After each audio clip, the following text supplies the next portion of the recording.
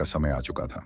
कुछ घंटे बाद जोल और टेस उस जगह पर पहुंचे तो देखा कि रॉबर्ट मर चुका था और उसकी बैटरी वहीं उसके पास पड़ी थी, जो कि बिल्कुल खराब थी। शायद इस खराब बैटरी को बेचने के चक्कर में उनका ये हाल हुआ। पूरा गलियारा लाशों से भरा पड़ा था। जोएल आगे बढ़ा तो उसकी नजर एक औरत पर पड़ी जो अपने एक साथी को संभालने में लगी थी। इससे पहले कि जोएल उन पर गन पॉइंट करता, एली अचानक चाकू लेकर उस पर टूट पड़ी। लेकिन जोएल पहले से ही सतर्क था।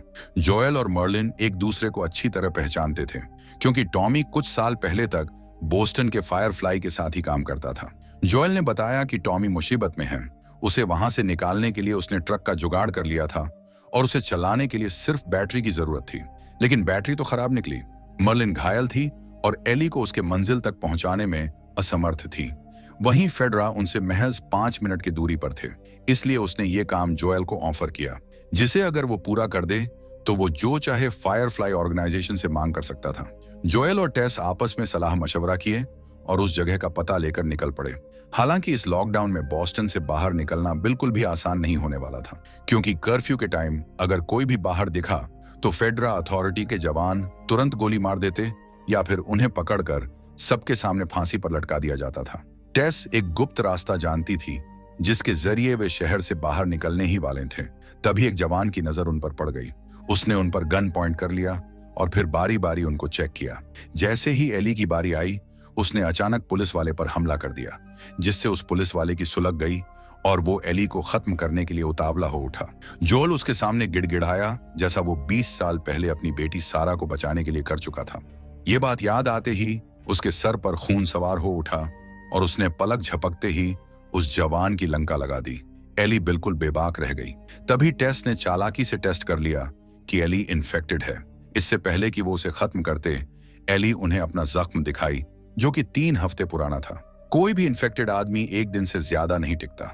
इसका मतलब उसके ब्लड में ऐसा कुछ था जिसका उस पर वायरस का असर नहीं होता था। वो एक इम्यून थी, इसीलिए कीमती थी।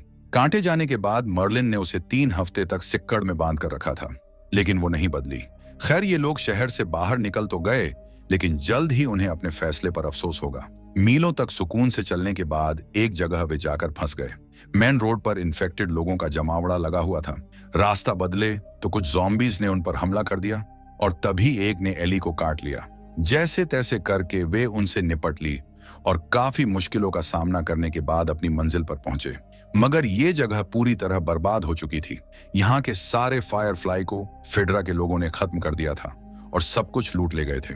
इसीलिए यहाँ कोई रेडियो भी नहीं मिला जिससे वे संपर्क करके पता कर सके कि अब एली को कहाँ पहुंचाना है। इनमें से कुछ को ज़ॉम्बी ने भी काटा था। जहां तक एली ने सुना था, वेस्ट में कहीं फायरफ्लाई का एक बेस कैंप था जहां डॉक्टर्स मौजूद थे जो इलाज ढूंढ रहे थे।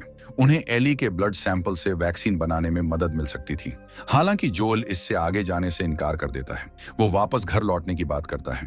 टेस कहती है कि अब यही मेरा घर है और तभी उन्हें समझ आता है कि टेस संक्रमित हो चुकी है। उसके शरीर में वायरस फैलना शुरू हो चुका था, जबकि एली